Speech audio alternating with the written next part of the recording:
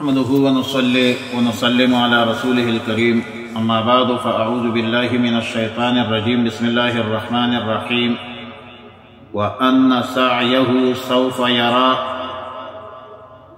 پارہ 27 سورہ النجم رکوع 3 آیات نمبر 40 تا 51 وان سعيه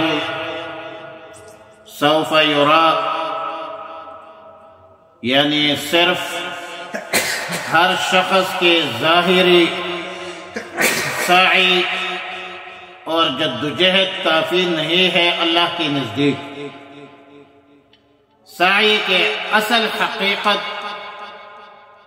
اخلاص ہے، جو اللہ کو معلوم ہے کہ ایک عمل صالح کا مقصد ریا، دکھلاوا، نمائش ہے یا اللہ کی رضا مقصود ہے۔ جیسا کہ حدیث مشہور میں ہے کہ انما الاعمال بالنیات، انما ثواب الاعمال بالنیات، تمام اعمال کی ثواب کا دار و مدار وہ نیتوں پر ہے۔ معلوم ہوتا ہے کہ صرف عمل کی صورت کافی نہیں ہے۔ ان اللہ لا ينظر الى اشکالکم ولكن ينظر الى قلوبكم۔ عمل میں اخلاص، تصحیح نیت، اللہ کی رضا بھی ضروری ہے۔ عمل اللہ کی رضا کے لیے ہو اور رسول اللہ صلی اللہ علیہ وسلم کے طور طریقے پر ہو۔ اور پھر فرمایا کہ وَأَنَّ إِلَىٰ رَبِّكَ الْمُنْتَهَىٰ۔ آیات کا مطلب یہ ہے کہ بالآخر سب نے اللہ کی طرف لوٹ کر جانا ہے، سب اعمال کا حساب کتاب دینا ہے۔ بعض حضرات نے اس جملے کا مطلب یہ بیان فرمایا ہے کہ انسانی غور و فکر کا سلسلہ اللہ کی ذات پر پہنچ کر ختم ہو جاتا ہے۔ اللہ کی ذات اور صفات کی حقیقت کسی غور و فکر سے حاصل نہیں کی جا سکتی، اور نہ اللہ کی ذات و صفات ذات میں، صفت میں غور و فکر کی اجازت ہے۔ جبکہ جیسا کہ بعض روایات میں ہے تفکروا فی خلق اللہ، اللہ کے فی نعم اللہ، اللہ کی نعمتوں پر غور و فکر کرو، اللہ کی ذات میں فکر نہ کرو، بلکہ اس کو علم الہی کے سپرد کرو، مفوض کرو، حوالہ کرو۔ وَأَنَّهُ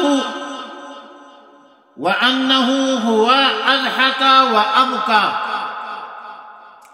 یعنی نوع انسانی میں خوشی اور غم اور اس کے نتیجے میں ہنسنے رونے کا مشاہدہ تو ہر کوئی کر سکتا ہے، اور ان دونوں چیزوں کو ان کے ظاہری طور پر پیش آنے والے اسباب کی طرف منسوب کر کے معاملہ ختم کر دیتا ہے۔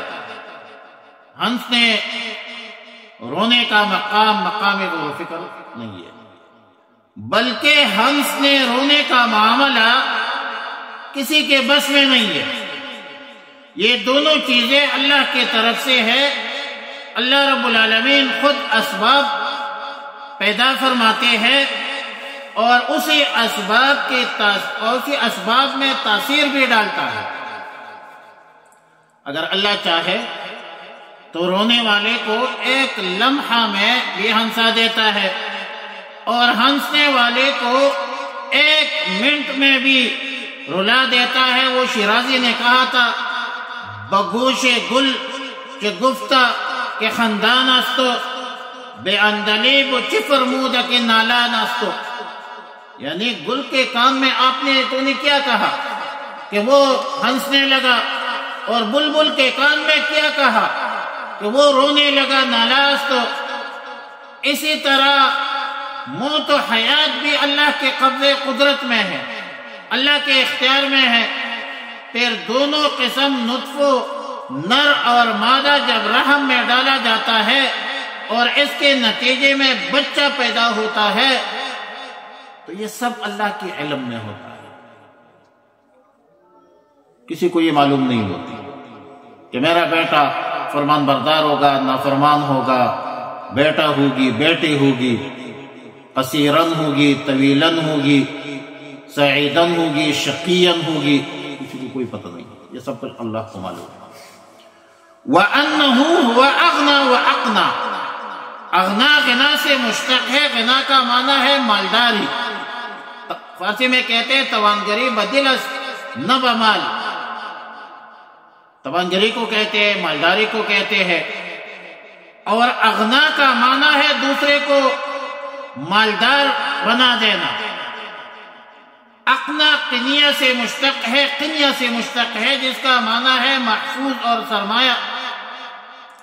آیت کا مطلب یہ ہے کہ اللہ رب العالمین ہی لوگوں کو مالدار بناتا ہے، غنی بناتا ہے.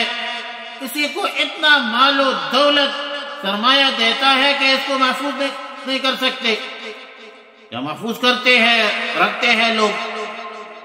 وَأَنَّهُ هُوَ رَبُّ الشِّعْرَى. وَأَنَّهُ هُوَ رَبُّ الشِّعْرَى. یہ شعرا شین کے زیر کے ساتھ ایک ستارے کا نام ہے جو جوزا کے پیچھے ہے. عرب کے بعض اقوام اس ستارے کی عبادت کرتے ہیں. خصوصیت سے اس کا نام یہ بتلایا کہ اس ستارے کا خالق و مالک بھی اللہ رب العالمین ہے. اگرچہ اللہ رب العالمین سب ستاروں کا، سب سیاروں کا، سب آسمانوں کا، زمینوں کا خالق ہے، مالک ہے، رازق ہے. اور آسمان و زمینوں کے مابین جتنی بھی مخلوقات ہے، نباتات ہے، جمادات ہے، حیوانات ہے، عالم انس، عالم جن، سب کا خالق اور مالک اللہ کی ذات ہے. لیکن اس کا تذکرہ اسی لیے کیا شعراء کا کہ لوگ اس کی عبادت کرتے ہیں، جبکہ اللہ کے بغیر غیر کی عبادت کرنا شرک ہے. وَأَنَّهُ أَهْلَكَ عَادًا الْأُولَى. قوم عاد دنیا کی طاقتور ترین قوم تھی، دنیا کی سخت ترین قوم تھی. ان کے دو طبقے ہیں، ایک عادن الاولا ہے اور دوسرا عاد اخرى ہے. عاد اولا حضرت ہود علیہ السلام کی امت ہے. اللہ تعالیٰ نے حضرت ہود علیہ السلام کو رسول بنا کر بھیجا. قوم نے نافرمانی کی، ہوا کا طوفان آیا اور پوری قوم ہلاک ہوئی. قوم نوح کے بعد عذاب سے ہلاک ہونے والے قوم جو ہے وہ قوم عاد کی تفسیر مظہری، اور عاد اخری قوم سمود جو قوم عاد کی دوسری شاخ ہے. اور اس کے رشد و ہدایت کے لیے اللہ تعالیٰ نے صالح علیہ السلام کو رسول بنا کر بھیجا. نافرمانی کی، سخت عذاب اور آواز نازل ہوئی جس کی وجہ سے ان کے کلیجے پھٹ گئے اور سب کے سب جو ہے وہ ہلاک ہوئے. فما ابقا، اس میں سے کسی کو چھوڑا بھی نہیں.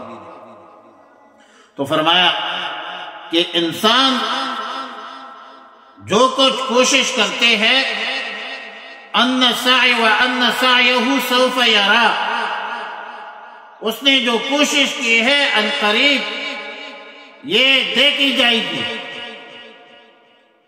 ثم یجزاہ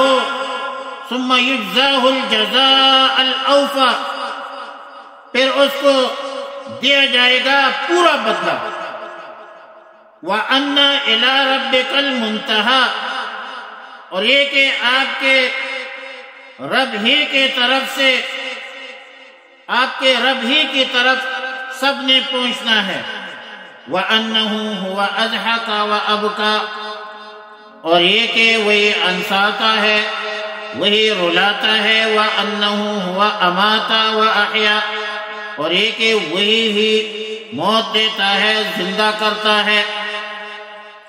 وَأَنَّهُ خَلَقَ الزَّوْجَيْنِ الذَّكَرَ وَالْأُنثَى، اور یہ کہ اس نے پیدا کیا ہے جوڑا الذکر نر والانثى مادہ کا، من نطفة اذا تمنا، ایک نطفہ سے جب وہ رحم میں ڈالا جاتا ہے، وَأَنَّ عَلَيْهِ النَّشْأَةَ الْأُخْرَى، اور یہ کہ اس کے ذمہ ہے زندہ کر کے اٹھانا الاخرى دوسری بار، یعنی ایک دفعہ زندہ پیدا کرنا ہے اور پھر بعض بعد الموت ہوگی۔